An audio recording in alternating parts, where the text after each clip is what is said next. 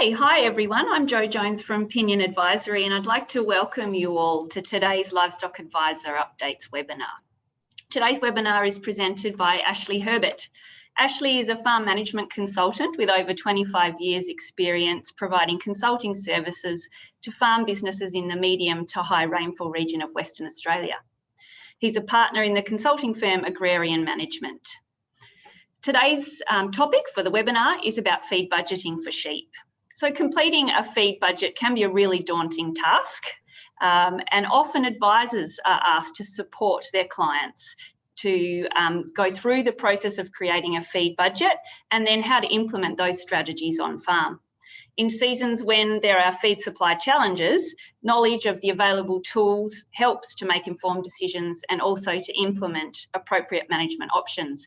And we're really pleased to be able to have Ashley with us today to share his experience of working with clients over the years. So this webinar will guide advisors through feed budgeting for sheep, to address feed supply challenges and to take a close look at the recently updated MLA feed budgeting tool. Just a reminder that the webinar today is being recorded and the recording will be available on the MLA website. If you'd rather not be identified, we recommend that you turn the camera off on your Zoom, and if you would like to, you could change your Zoom ID name. We will be taking questions later in the webinar, so I ask if you could please use the chat function to pose your questions, and I'll keep an eye on that chat function and we can pose those questions to Ashley as the time arises. Please have your microphones muted for the duration until question time.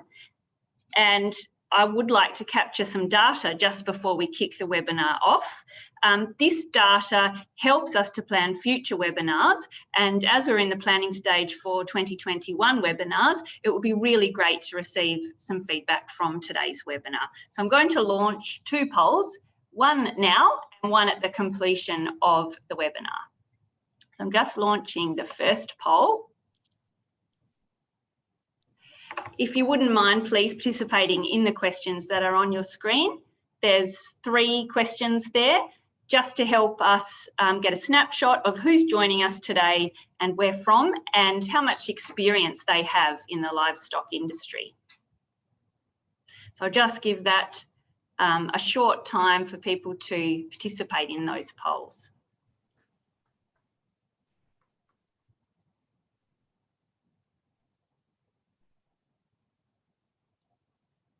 So for anyone who has just joined us, there's just a poll on your screen just to gather data about where you're from and the level of experience that you have in the livestock industry. And it's a completely anonymous poll, if you would please participate in that.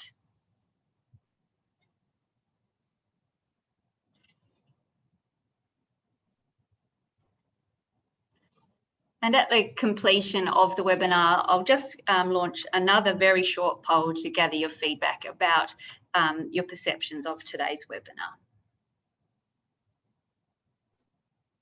Great, with almost everybody having participated in that poll, thank you very much. I'll just end the poll.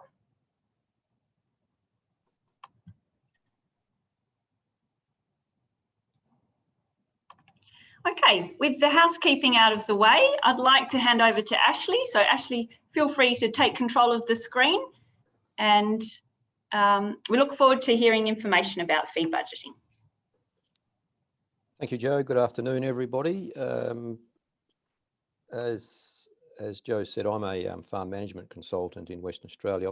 I've been in this role for about 20 odd years, and I guess people often ask me what do I do, and when I really think about it at its core, probably the main thing that I do with my clients is I basically help people make decisions. And essentially, that's what a lot of the discussions we have with our clients, it's really about what's the decision, what are the options, and what are the best options for them. And I think in all my sort of work, particularly with sheep, it's just really about designing with them what the system is that's most appropriate for them. And then on the way through, there's always these decisions that need to be made. And as most of you know, because I noticed from the poll, there's quite a bit of experience on the webinar, that you can have the same set of circumstances for two different clients, and you get two different sort of two different recommendations or results. But I'm predominantly in the mixed farming game. Most of my clients are mixed farmers. It's generally a combination of wheat, sheep, barley, canola. They're the main sort of enterprises. And yeah, look, that's essentially what I do. Now I'll just start off.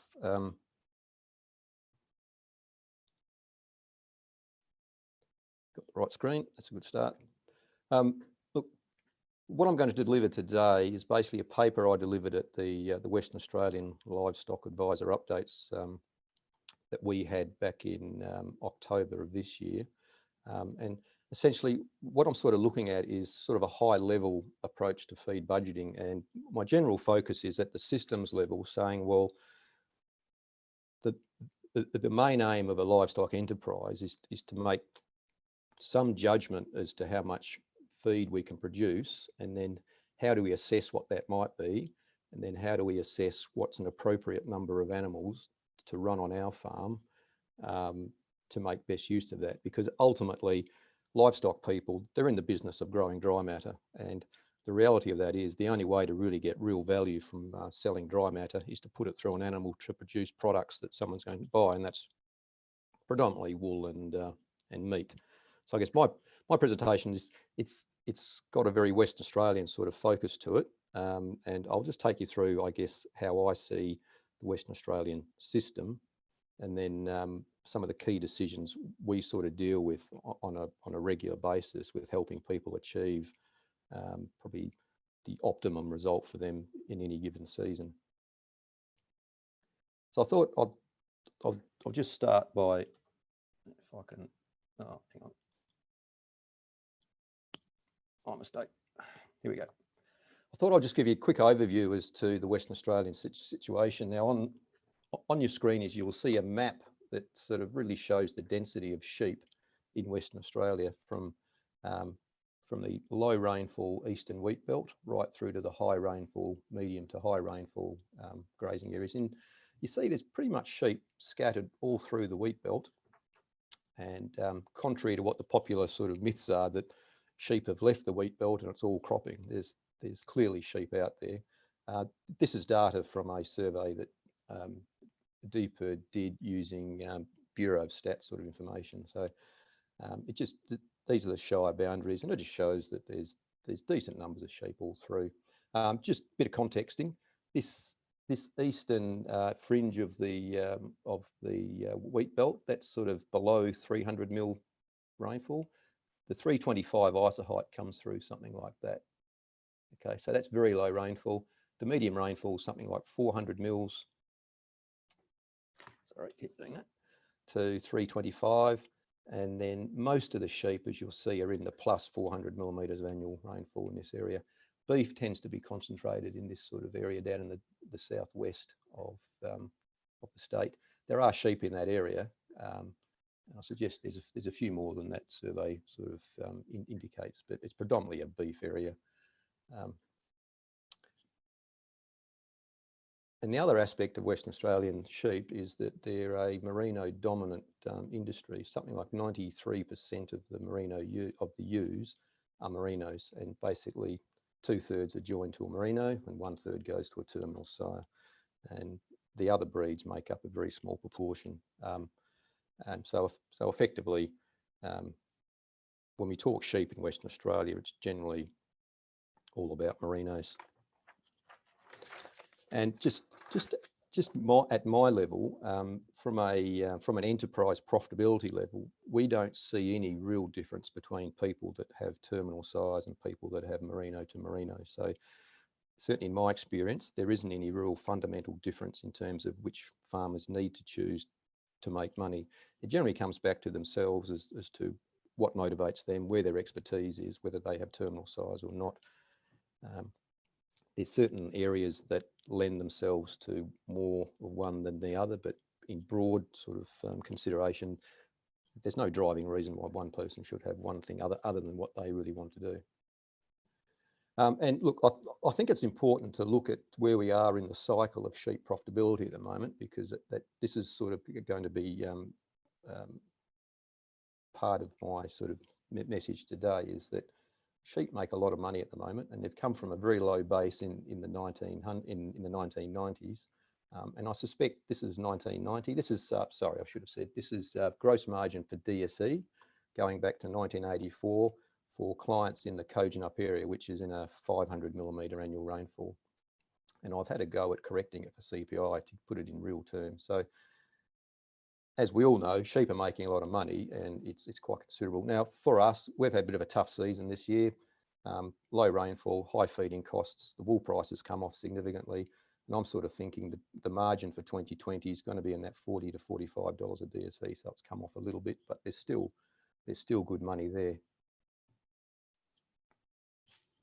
Now, the significance of that, I think, is really shown by this graph. On the horizontal, we've got dollars per DSE, and on the vertical, we've got dollars of margin per hectare.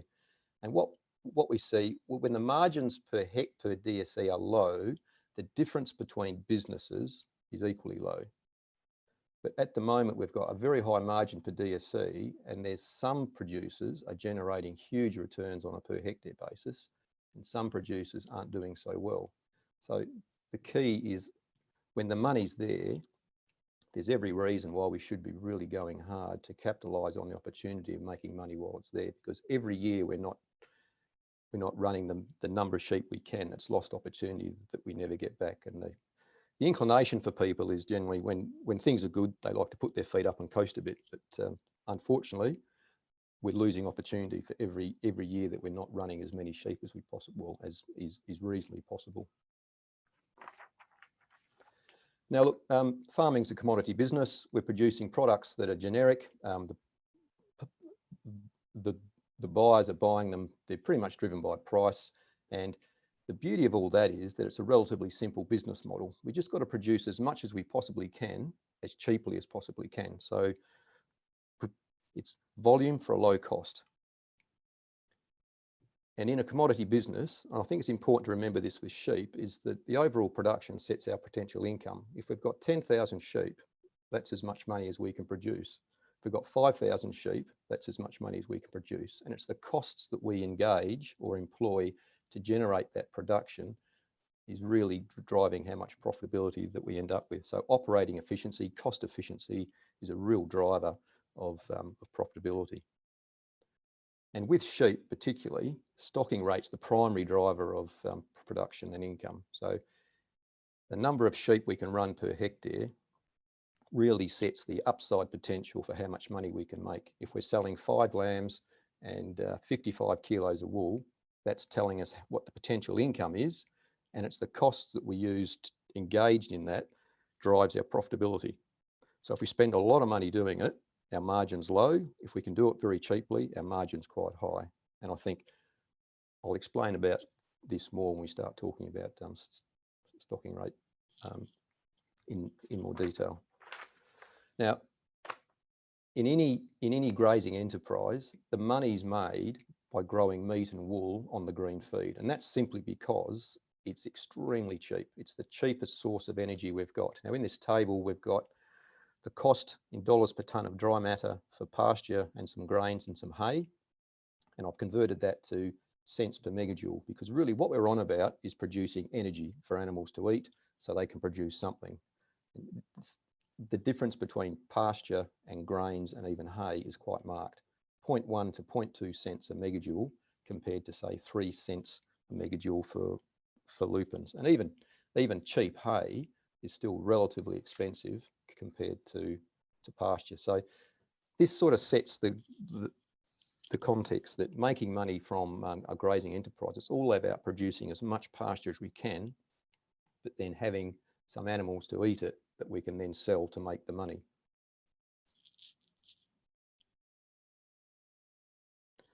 And the point I'll make about that is that if we grow something, the only way we can capture value is if there's something there to consume it. So I guess it's all about doing the bulk of our growing on the cheap stuff that can generate our income. Now, nitrogen on pasture is a fantastically cheap way to produce dry matter, $64 to $100 a tonne. Obviously depends on the responsiveness of the paddock, of the paddock, but we can produce feed from 0.6 to 1 cent a megajoule, which is markedly cheaper than grains and even hay. And this is a strategy that's been used more and more in recent years, certainly in Western Australia, because we've had some pretty lean growing season rainfall years, but nitrogen use on pasture is becoming quite common. And look, the drivers of pasture productions, the top three really dominate in my mind. It's soil type, rainfall and plant density. Good soils grow a lot of feed no matter where you are. Obviously, rainfall is important, and the plant density is the primary driver of pasture production for a given situation. And often we see a lot of people's problems with, say, carrying capacity with sheep. It's really driven by the density of their pastures. Now, in Western Australia, we've got a really crop dominant system, and one of the weaknesses is we have pastures going in and out of crop often, and it really depletes the density, which is having a significant effect on people's carrying capacity. Now, within direct control of the operator, things like crop rotation, frequency of the paddocks are cropped is really driving how dense the pastures are. And then management with regards to controlling insects and those sort of things are obvious in the effect they have on the density. And but it's all about dense pastures grows more feed. And the point, just go back to soil type. Soil type is the number one driver, and it's, if we're trading rainfall off for poorer soils, which sometimes people do, they'll move from one area to another to pick up rainfall, but often what happens is the soil types are poorer. That's a poor substitute for productivity. Okay, so what we need to know is, for my area, for my farm, what's possible. So what potentially can I run in my area based on what we know about rain? Now, just to give us a ballpark figure, we can look at something like the French and Schultz, and that's just an old formula that's been around for a long time, and it's annual rainfall minus 250 millimetres times 1.5 for every 25 millimetres. That's pretty standard stuff. Now, when we look at a range of rainfalls from 300 to 600 mils, we see the theoretical potential stocking rate is 3 DSE to 21. And that's generally throws up figures that if I present that to clients, they just find it hard. It's so fantastically high, they just find it unbelievable. But what we find from benchmarking is that generally people can achieve 75% of that. The better producers are achieving 75%. So using French and Schultz, we can say 75% of that gives us an achievable high potential stocking rate. Now, why we're doing this is we just want to know what's possible. How many sheep can I run potentially in a purely based on rainfall? Now, another indicator of stocking rate potential is one that we've used over here is the DSEs per 100 millimetres of growing season rainfall. And this is based on benchmarking data. So what we do is we just look at a data set, and we basically calculate the DSEs and individuals running per 100 mils of growing season rainfall. And what it does is it reflects the variation within a district of actual stocking rate achieved. And it gives us the spectrum of the high to the low and to the top. And typically what we see in any data set is the average typically comes out to be 2.5 DSEs per 100 mils. The low end is usually around 2, the high end is usually around 3, and the top 10 or so % are up around that 3.5 DSE per 100 mils of rainfall. So using those annual rainfall figures that we had before, this sort of gives you some indication as to what we typically see based on DSEs per 100 mils of rainfall. Now, this from the benchmarking, this sort of formula sort of tends to overestimate what's happening in low rainfall areas, and it gets it pretty right. Well, it has to, because it's based on actual data. But I guess my point is that in the low rainfall areas, so we get to the eastern wheatbelt areas, this figure here is typically less than 2, and often the average is about 1.5. And the reason for that is their pastures are heavily compromised by poor density. They generally spray them every year. They crop them. When they come back into pasture, it's not a pasture. It's just an amalgamation of weeds that have germinated coming out of the stubble. So it's not a pasture system at all. It's just a paddock that's not cropped. And we see that reflected in very low stocking rate, DSEs per 100 mils of rainfall. So typically in eastern areas, it's 1 to 1.5 is the average. So there's clearly potential there for people to drastically improve their productivity on pastures. Okay, so one of the problems we face when we start talking stocking rate with people is, skinny sheep, sheep dying, overstocking, bare paddocks, and that sort of thing. It's what about the poor season? And I think that's quite a valid and it's a legitimate concern, because everybody these days has the welfare of their stock at their heart. And the way we sort of deal with that is it's about managing risk. And an important part of risk management is having a plan to manage yourself when conditions aren't as they could be. And what we use is what we call an exit strategy or a backdoor strategy. It's just a plan where we have a sequence of events or triggers that then instigates a decision to be made to change. Okay, so I'll just walk you through this table. So we've got the date of the break on the 1st of May. In this scenario, if the season breaks, then the potential stocking rate's 11. But because we've got our flocks set by that stage, we're set to carry 8 DSE in this situation. So we can carry 11 if it rains then, but we're only set up for 8. So for the first few weeks, nothing changes in terms of, as the season gets later, the potential declines, but we're set for 8. So it's not until we get to sort of the end of May that the potential stocking rate starts to be less than what we're set up for. And that triggers a very simple decision. We need to feed more, okay? Things aren't going well. And we reckon we've increased our carrying capacity by 500 DSE, which is made up for this deficit. We need to buy some more feed, because if it hasn't rained by then, we're looking forward thinking it's not going to improve quickly. And as the season as the season gets later and later, we need to make more and more adjustments to accommodate the sheep or the stocking rate that we've set ourselves up for. Now, this has been used quite widely. This is almost standard practice, I'd say, these days. And we sort of advocate quite strongly that you do this at the time when you don't have a problem, because it needs to be done when you're not stressed, when you've got plenty of options. And you're quite likely then to have a plan that actually is reasonable, because the whole idea is to be making good decisions all the way through.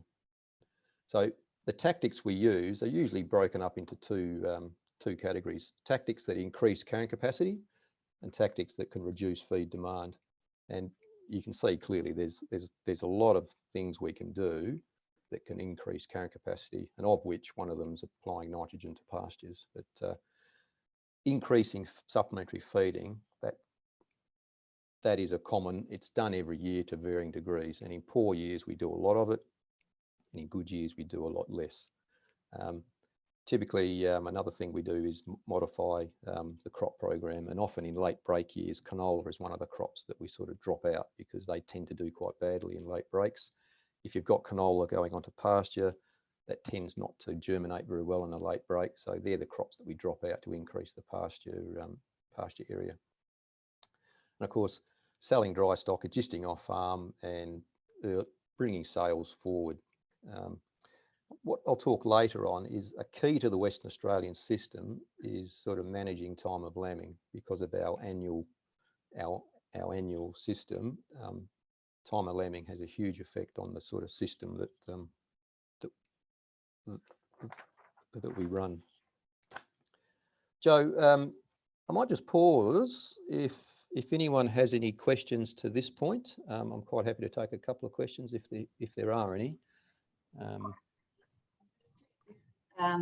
Nothing in the chat yet, but please, participants, do feel free to type a question into the chat box.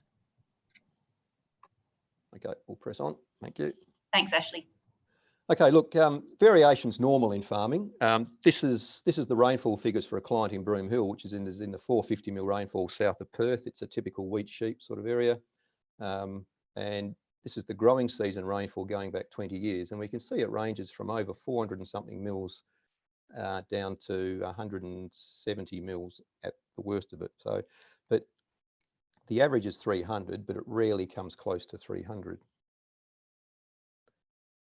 And when we look at what they actually do with regards to stocking rate, you can see that there's tremendous capacity within the system to accommodate any given stocking rate. So there's clearly a lot going on in a year like sort of this one here in 2015, where it's well below average growing season rainfall, and they're carrying only marginally lower than average sort of stocking rates. So I think implicit in most of these systems is a tremendous amount of adjustment that people can make to accommodate. And in the worst of it, this particular person managed to reduce their stocking rate down to 6.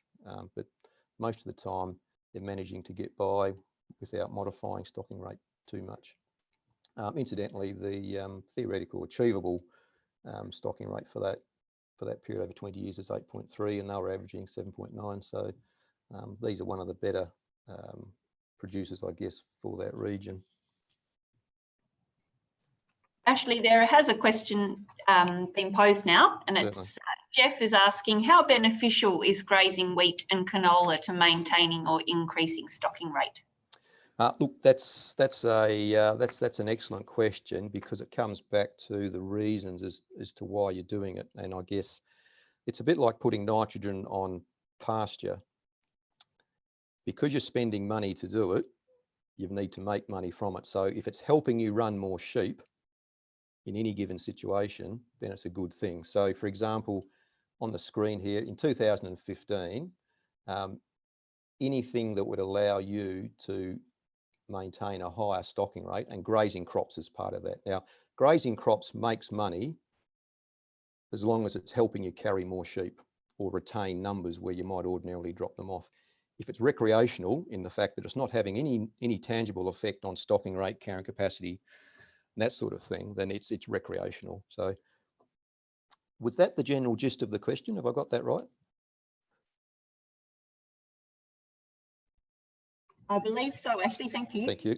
Okay, great. So whatever we do, particularly when it involves money, it really has to translate into a tangible improvement in productivity or an improvement in efficiency, and that's as much to do with rotation grazing, defer grazing, all those sort of things that in theory, well, not in theory, in practice, grow more feed. If we grow more feed, we need to eat it so we can get money for it. Otherwise, there's no way it's going to return any value. Okay, look, and I think on the variation theme, a production system needs to be simple, robust, and flexible, because what that is, in a system that's highly variable, complexity becomes a liability. Complexity introduces opportunities to make errors, because you have to make decisions. You have to make lots of decisions on the way through, and every decision you need to make is an opportunity to make an error. So simple systems have fewer decisions, less complexity, less chance for error. If they're robust, they produce a result most years. And the flexibility is key, because we need to manage risk and to manage variation, we need options. If you have a very rigid system, it's quite, what does it do?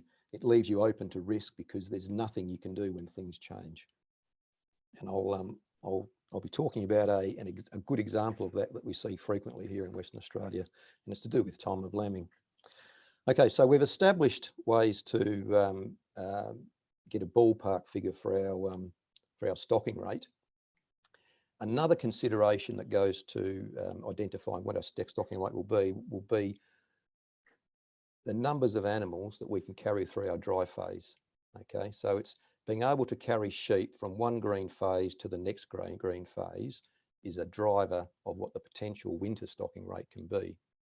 Now, using the same farm as we looked at before, I've had a go at estimating the months between the end of one season and the start of another, going back for those 20 years.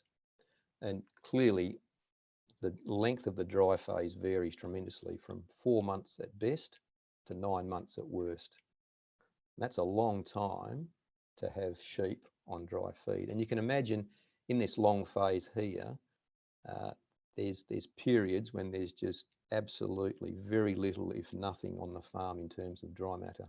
And that becomes a real rate limiting step. And 85% of the seasons are 6 to 8 months of sheep on dry feed. So this goes back to the core sort of strategy, is the summer feed is really the priority for sheep that are going to be there for the next season. Nothing more is growing. All the cheap green stuff has stopped growing. The dry feed, it's deteriorating in terms of quality and quantity, and everything that a sheep is eating that's not going to be there for the winter is something that an animal from the core flock could have eaten. So there's a real, I guess, incentive, I think, to offload all the sale sheep as early as possible in early summer, if not late spring. Now, just to really highlight the significance of that, Farm A is the farm we're talking about. Farm B is a near neighbour, a little bit further to the east. Now, these are the stocking rates, DSE, over the last 5 or so years, and you see they're reasonably consistent, but Farm B has a higher, consistently higher stocking rate than Farm A. And when we look at their farm system, Farm B is cropping more. So Farm B has 75% of his farming crop. Farmer A has only about 50 odd, half the farming crop. And that's leading to the Farmer B having the capacity to carry more sheep through summer for the winter pasture that they're going to have, and that leads to a higher stocking rate. And we see this often, and it's just, they've just effectively, what they've done is for the sheep they have, they've increased their summer carrying capacity. They feed roughly the same amount, so there's really no difference between the summer feeding costs on a per head basis for grain. It's just that Farm B has inherently more capacity in terms of stubbles to carry sheep through the summer. They've clearly got lower head per hectare, they've clearly got less sheep in the lower cropped farm, but it's just their winter pasture is less as well. So they've got a higher winter stocking rate, but it's the summer carrying capacity. The challenge for people that don't have a lot of crop for reasons, either they choose not to or the farm just doesn't lend itself to that. The challenge for them is always to, how do I enhance the summer carrying capacity of my farm? And we're, at the moment, people experimenting with summer forage, perennial pastures, and those sort of things to get cheap summer carrying capacity, because it is a big driver of winter stocking rate potential. If you can't get the sheep through the summer to have them sitting there at the start of the season, it's going to compromise your capacity for stocking rate. And just to give you some sort of guidelines as to what we work on, in the old days, 5 years ago, maybe 10 years ago, we used to work on having 35 kilograms of grain in store at the start of summer per head. That's predominantly oats, and more recently it's gone up to 45 to 55 kilos. And barley's becoming a lot more common to feed than oats. And the reason for that is, I think there's a willingness for people to feed more. The lifetime ewe management principles have been well adopted. People have high expectations for their sheep and their management, so they're prepared to feed more. And of course, with more money floating around, it makes the people have greater capacity and incentive to actually do the right thing in terms of feeding. But also, we've had, the last 3 years have been pretty tight for sheep. Dry starts, slow winters, so that's really necessitated feeding more as well. But look, from my experience, when we have sufficient feed reserves on farm, it generally leads to better decisions being made around feeding. So people generally, when they've got lots of feed on hand, they generally feed the appropriate amount. When they have to go to the market to buy grain, it's usually expensive, and that creates this dilemma, what do I do? And then generally people, they're a bit slow to feed, they don't feed as much as they should, and it ends up costing more than it was worth. So generally, when I talk to clients, one thing I look at this time of year is to make sure they've got more than an adequate reserves on farm to get through most poor seasons. Okay, now time of lambing. Typically in the wheat belt in Western Australia, people like to lamb in autumn, which means they start sometime in April and they'll finish lambing in sometime in early June.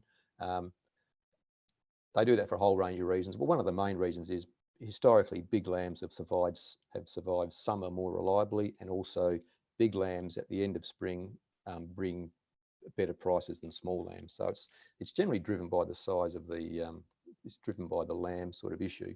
But the problem with it is, it's quite obvious from this graph, is that you've got peak energy demand at a time on the farm when it's got least available supply. So you paddock feed's at its worst and demand is at its highest, which is, yeah. But I'll make the point that people have made money from this system. It's been used forever and people make money from it. So it works, but it's got some serious limitations if we're serious about improving our sort of sheep flock to achieve what's possible. And one of the problems with it is, that's a major constraint to productivity improvement, is that it's inflexible at this early time of the season, which means we don't have any real options to manage our livestock if the season's not opening well. The only strategy we've got, or the only tactic that we have, is to feed more grain. And when the season's not going well, we need to feed a lot. So it doesn't have any of those attributes of being flexible at all, and it just leads to low stocking rates. So how people make it work is they generally need to have fat sheep at this time of year to get through this sort of lean phase. And the way they do that is they just run low stocking rates. So they go into summer very, very fat, and they go into lambing fat. So there's a huge cost in low stocking rate. Now, just to contrast that with a July time of lambing, it's just basically matching the peak energy demand with when there's more reliably green feed on farm. Now remember, green feed's the cheap stuff. We want to use that as much as possible. But the real benefit of July lambing is it frees us up in this period here, gives us incredible flexibility to manage those poor seasons. And that just allows us to do things like defer grazing, which gives us the capacity to grow more feed. If we grow more feed, we can run more sheep.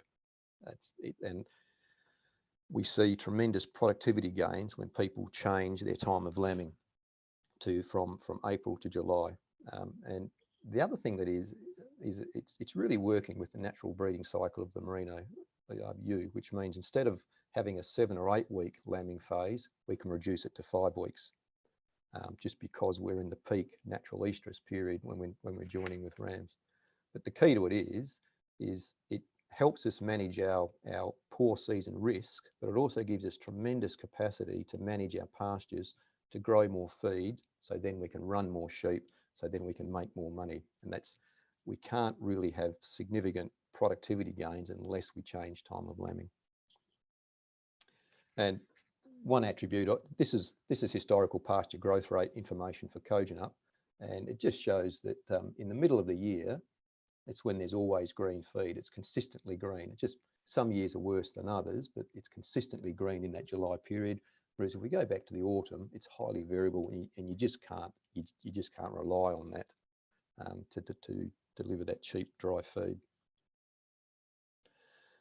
Okay, now just to really highlight the difference, this is in a poor season, this is the lupin feeding program for someone who will be July lambing, and we typically look at 38 kilograms of lupins per head for that, and it's going to cost us around $15. Now, if we go to an April lammer, they're probably needing to feed 55 kilos, which is going to cost you 22. But in reality, they don't feed that much. They feed a lot less. How they achieve that is, I meant to point, through this phase here, the ewes are losing a lot of weight, and that's normal. You just can't give them enough feed while they're lactating to maintain weight. This strategy works because they run very low stocking rates and have sheep in very high condition score as a way to manage the seasonal risk of those poor seasons. So you can imagine slightly higher cost in feed, but the big cost is the lost opportunity for stocking rate. Now, this is the concept that we're sort of experimenting with over here. It's the 3-week lambing. Now, how it works is for someone lambing in July, they don't change the last date that they lamb on. What they do is they bring the start of lambing later by 2 weeks. Now, what that does is that gives us 2 extra weeks in July to manage our pastures, manage our sheep. So it introduces tremendous flexibility. Now, you might be thinking, well, what's that doing to lambing percentage? Well, something like 85% of the lambs naturally drop in the first 3 weeks of lambing anyway. So we're not giving up a lot of potential lambing, and results to date would seem we're not giving up much at all. 4-week lambing has been quite common, and we're not seeing any noticeable difference in lambing rates. So the early indicators of the 3-week is that we're getting only slightly lower lambing percentages. Now, if we take that another step further, there's people already routinely lambing in the middle of July. If they go to a 3-week lambing, they basically pick up July as almost a period where they've got total flexibility of managing the sheep. Now, what this does is this just allows us to really manage things so we can even produce more pasture, which allows us to run more sheep. So the reason you would go from April to July lambing is to run more sheep. The reason you would go to a 3-week lambing is to run more sheep. The reason you would go from a 3-week lambing at the end of July to August would be to run more sheep. It's all about stocking rate. If you're not going to change stocking rate, there's absolutely no value in making any of those changes. We've just had a question come through that's relevant to this topic. Yep, thanks, Joe. So David asks, what conception rate differences do we see between a November versus a February joining? Yep, well, we typically, now let me think about this. Conception rates, yep, okay. So we typically get something like, with sort of autumn lambers, we typically get sort of, late 80s to early 90s as conception rates routinely. And with July lambing, it's normally sort of 90 to sort of 96. I think the best I've seen is 4% dries, so we typically get that. What we see mostly compared to, say, it's mainly in the marking results that people that lamb in autumn, a good result for them is over 100%, and typically it's in the early 90s is a good result, because the lamb mortalities in that autumn period, if they're not managed well, are quite high, particularly for twins. Whereas with July lambing, we see the lamb survival rates post lambing much higher, with 95 to 105% is quite a normal window that we see. So conception rates aren't massively different. I should add, part of the reason for that is that we have a 7 and 8 week joining for the autumn lambers. If we went to a 5-week joining without teasers, you'd see a big difference in conception rate against the autumn lambing people. But the big payoff is in the higher lamb survival rates with the later lambing, in terms of, and it's particularly twins. There's much higher rates of survival for twin lambs with a July and even a late July lambing. Singles are reasonably robust. It's the twins where you pick up the extra lambs. Thanks, Ashley. I'll move on now. Look, so 3-week lambing, it's really all about flexibility and what that flexibility brings to your system. Does it allow us to run more sheep, and does it allow us to grow more pasture? And it's really that flexibility. If you're not prepared to change anything, then 3-week lambing's of no value at all. It's just all about, how can I realise greater potential pasture production and then match that with sheep to make money? And that's really what the 3-week lambing is all about: flexibility and productivity, opportunity for productivity improvement through management. Okay, so look, what I suggest, what I was saying at the end at the advisor update in Perth was simply, the discussion to have with your clients is to really go through this process of saying, well, what's possible in terms of pasture production and stocking rate potential, and what do I need to change to try and release more productivity potential? And then probably just a good question to ask them is, because change is always hard, and the question is always, why not? There's a lot of money on the table. So I'll just leave it there. Thank you, Joe. Now, would you like to take some questions now? We'll move into those. I would just like to come back to a question that was posed earlier that I didn't like to interrupt, but it relates to so David asks, given the dates of break that you refer to, what's the quality of the feed source from December to April?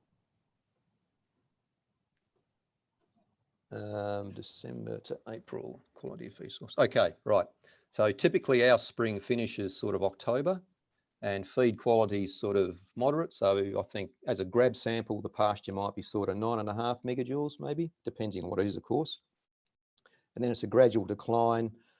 Generally what we find is by the time the crop stubbles generally run out by the end of January. And what we find in this sort of late February, March, the feed quality is down to a stage where sheep have trouble maintaining on what's left in the paddock. And that's a combination of quality and quantity. Now, if we get summer rain, the quality falls through the floor very quickly and we lose tremendous quantity as well. But we generally see supplementary feeding starting in that sort of mid to late February period. And that's a combination of lower quality feed and lower quantity on offer. And then by the time we get through to April, if we haven't had appreciable early autumn rain, we're down to very low levels of feed on offer, 300 or 400 kilos of dry matter. And it's pretty poor quality by that stage. It's just all the resilient grass and the stuff that's not worth much. So they're still getting some nutrition, but we're probably having to feed them 30 to 40% of their daily requirements by that stage, typically in this sort of March, April period, something like that. Thanks, Ashley. One more quick question before we move into a quick look at the feed budgeting tool. So the question is, what is the trade-off between not feeding ewes and not having feed quality to grow the lambs? Sorry, the trade-off between not feeding ewes, say that again? What is the trade-off not to feed ewes and not having feed quality to grow lambs? We can put that question on notice if you like to come back. No. Okay. I'm just thinking about the question. What I would say is, what I might ask, Joe, is if that person who asked that, if they could just sort of expand on the question a bit, please, because I'm not 100% sure. Typing a bit more in there, and Ashley can come back to that question after we have a quick look at the feed budgeting tool. Please, thank you. It'd be very good if you could do that. Thank you. Okay, rightio, I will. Now we'll just, now the MLA have put out a pasture budgeting tool. Now, obviously with these tools, there's a lot of, I guess, license required to use them, in the sense that use them as a guide. And I think the other thing I like to say with these things is they're good to give you some sense of the sensitivity that if you change this, what does it mean to that? So in terms of looking for an absolute answer, they're certainly not designed for that. But what they're designed for is to give you a sort of a ballpark scenario, so you can actually find a level that you can start at. Now, I'll just quickly take you through one. Now, where are we? Here we go.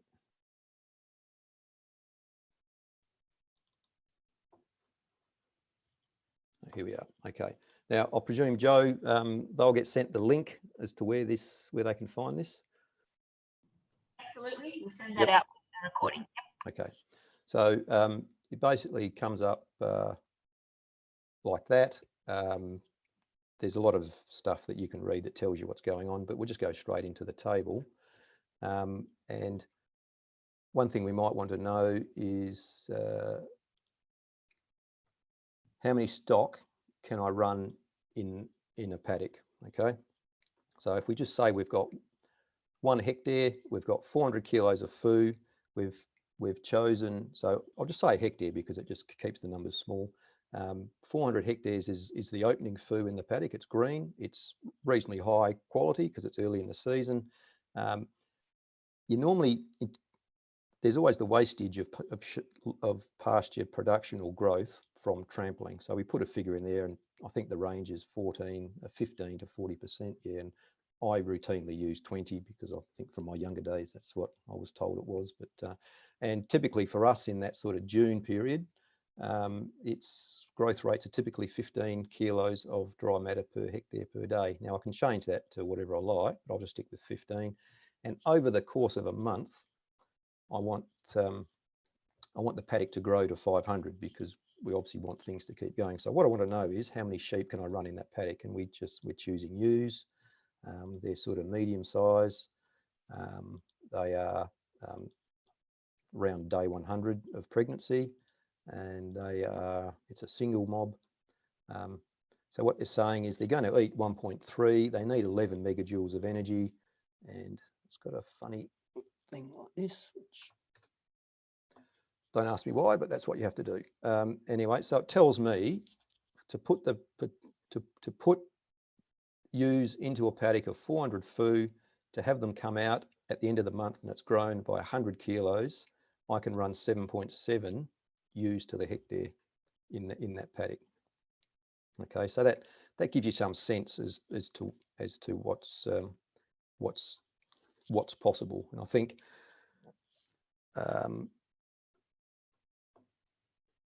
the reality of it's going to be obviously different, but what it allows you to do is just fiddle around and play a bit to say, well, what happens if I'm wrong and the growth rate's actually 10?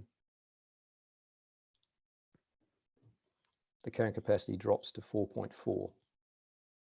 So in order to carry 7.7, I might have to give up.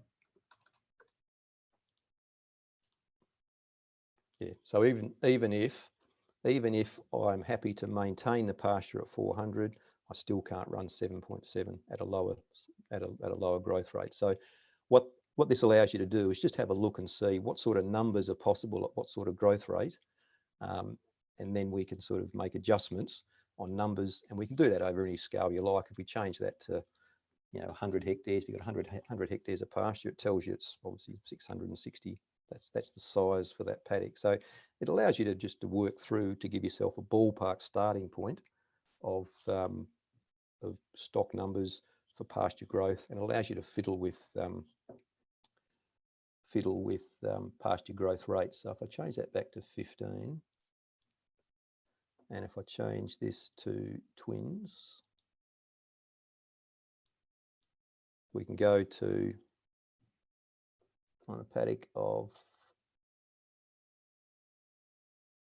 so if we're keeping FU constant at a higher, we can run 900, we can run nearly 1,000 twin bearing lambs in that paddock. So once again, it gives you some sense of proportion as to what's reasonable.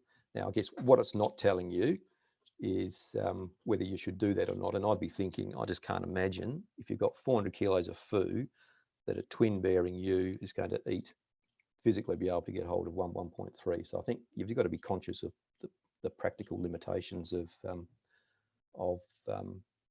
the tool, but it's there to give you some ballpark sort of sense as to what's possible.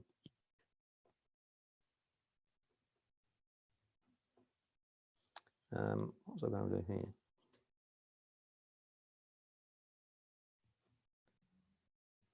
It's the same. Well, these are just variations of the same thing. So it's just, I might just pause there, Joe, if there's any more questions. Ashley, so we have had some clarification on that last question, and in fact, Table 8, apparently through the feed budgeting tool, does help answer the question, which is good to hear. But Ashley, if you can see the chat box, so Jeff's question around the trade-off, he's referring to the fact that when you're lambing later, when you're likely to have more feed, but having pastures of a greater maturity, so your feed quality might not be as good to grow the lambs. Oh, I see. Okay. Yes. Yes. Okay. Now, one of the problems the autumn lamb system has is that because you're effectively running low stocking rates, come springtime, you're generally grossly understocked, which means your spring pastures can often be quite big, and they generally suffer from a quality point of view. They're big and rank, whereas under higher stocking rates, the spring pastures are shorter and they tend to be of greater quality. But I guess the other thing too is because the lambs are smaller towards the end of the season, it puts a lot more emphasis on having better quality weaning paddocks, and that's quite a, how to describe it. That's quite an important point, because lambs going into summer that are small have a much higher probability of not making it to the other end. So weaner growth rate with a later lambing system is definitely a priority, in the sense that we're still trying to get our lambs as big as we possibly can by the time summer starts, because that drives summer survival. But of course, also, if you're trying to sell them before Christmas, the bigger they are, the easier you can sell them and the better money you get. So you're quite right that if we don't do anything to try and manage the paddocks that our lambs are going into, you will suffer a compromised growth rate. So preparing weaner paddocks is quite important. Now, having said that, it's always fascinated me that the difference between an autumn lamb and a spring lamb, it's disproportionate to their age. So the autumn drop lambs don't grow as fast. I mean, they grow for longer because they're there for longer, but the spring drop lambs compensate quite a bit. And I think a fair degree of that is there's generally a little bit better management that goes with the spring pastures out of a higher stocking rate July lambing problem. But in answer to your question, you're quite right. If you don't manage pasture quality, the smaller lambs are going to be compromised in their body weight, which is a real issue, particularly when it comes to lamb survival. Now, that's not to say that lamb mortality will be high, but it just means your management's got to be a little bit better when you've got small lambs going through summer. So you've got to be a little bit more on the ball with feeding rate and management to make sure your lamb mortality remains in control, I suppose. Now, one of the hallmarks of the July lambing people generally is they generally have these standing fodder crops, and it's generally oats, standing oats. They don't harvest it, they put the lambs in there. Look, on paper, it's quite expensive. You can make a case to say we should harvest it and feed it back to the sheep, but in reality, people never do that. When they harvest it, it stays in the silo and then they never feed it back at the same rate. But when they put lambs into a standing fodder crop, even though it's expensive, it does deliver a reliable result, and it takes a lot of pressure off weeder management, particularly during the busy time at harvest when people tend to be quite distracted, obviously, by harvest. So not everybody with July lambing has fodder crops, but I'd be saying of my clients, half would have standing fodder crops on a regular basis.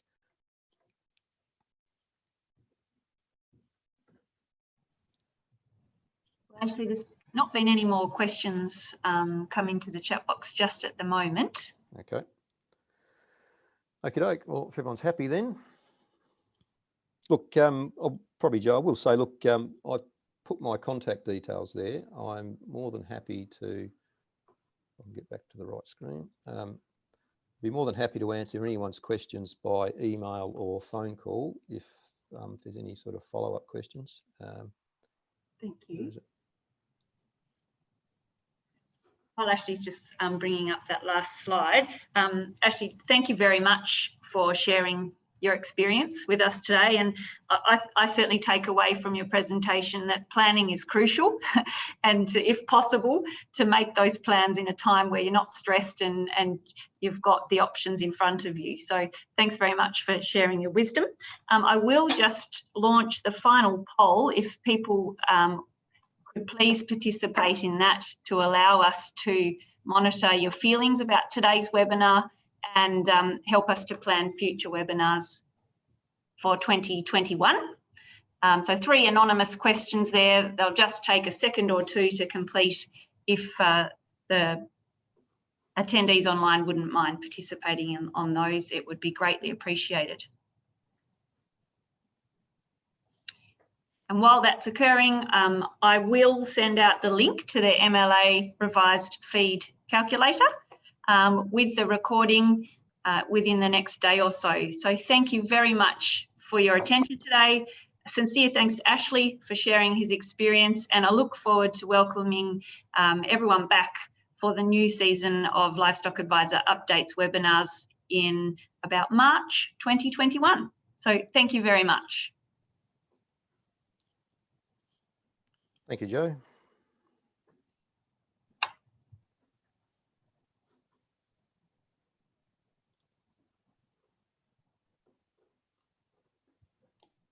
Thank you.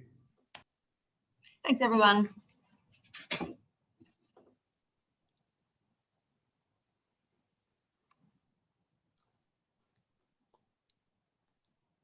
bugger. That was